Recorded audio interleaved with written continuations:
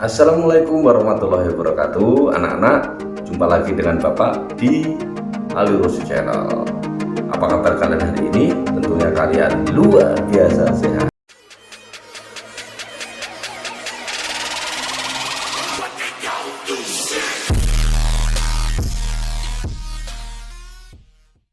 Sebelum pelajaran kita mulai, marilah kita berdoa menurut ajaran dan kepercayaan kita masing-masing. Berdoa, selesai. Anak-anak, kita kali ini adalah ketemu lagi di video Bapak.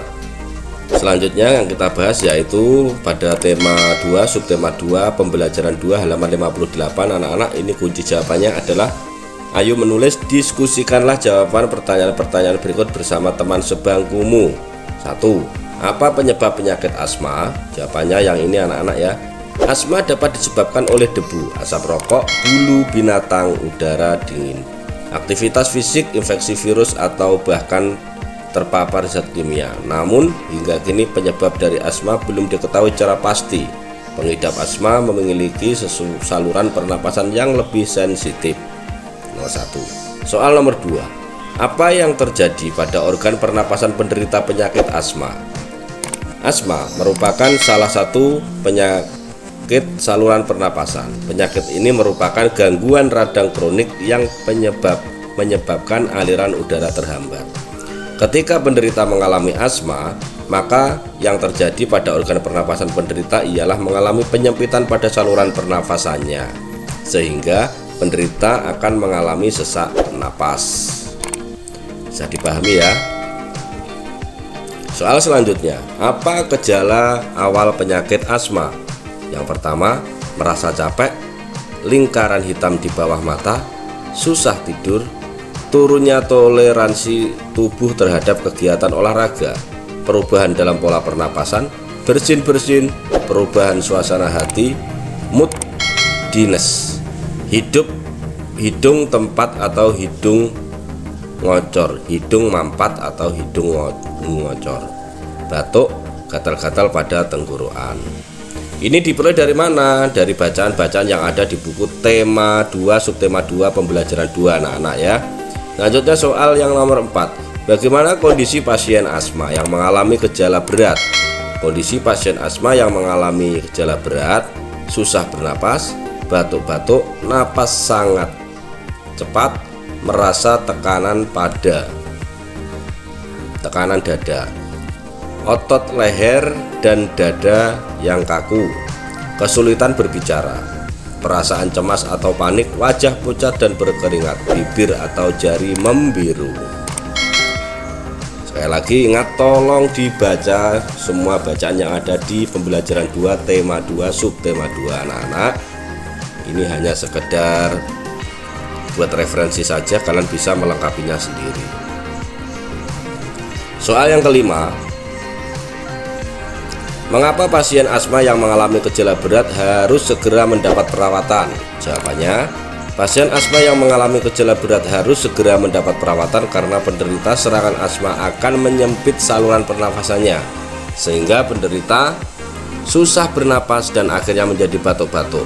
Bila parah, hal ini dapat menyebabkan pingsan hingga kematian atau is dead alias tele-tele. Selanjutnya yang nomor 6. Bagaimana posisi tidur terbaik bagi pasien asma yang mengalami gejala berat? Posisi tidur terbaik adalah miring ke kanan. Ingat, miring ke kanan. Di saat asma, pasien tidak boleh tengkurap karena akan mengakibatkan susah bernapas. Nomor 7. Adakah anggota keluargamu atau orang sekitarmu yang menderita asma? Jika ada, siapa namanya? Jawabannya tidak ada. Kalau ada, sebutkan namanya. Kalian paham? Oke, mungkin sementara itu bisa kalian pahami, bisa kalian cermati. Kalau ada pertanyaan silahkan ditulis di kolom komentar.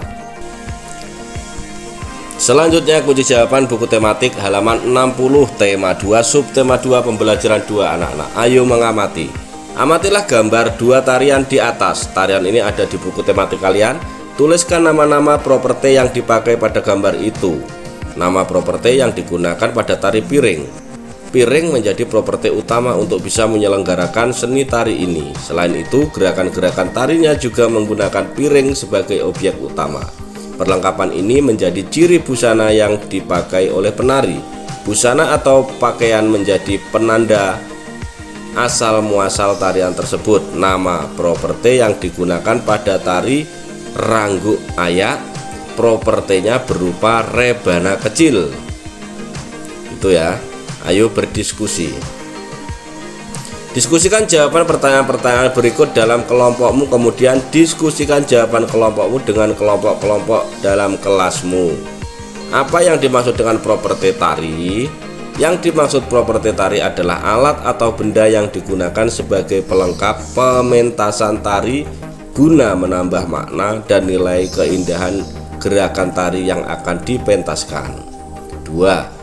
Benda-benda apa yang dapat digunakan menjadi properti tari? Berikan contohnya. Beberapa contoh benda yang dapat digunakan menjadi properti tari antara lain: 1. Alat perang, bambu, boneka, bulu burung, bunga, gamelan, gong, kipas, kuda-kudaan, payung, piring, rebana, selendang, tempurung kelapa, topeng.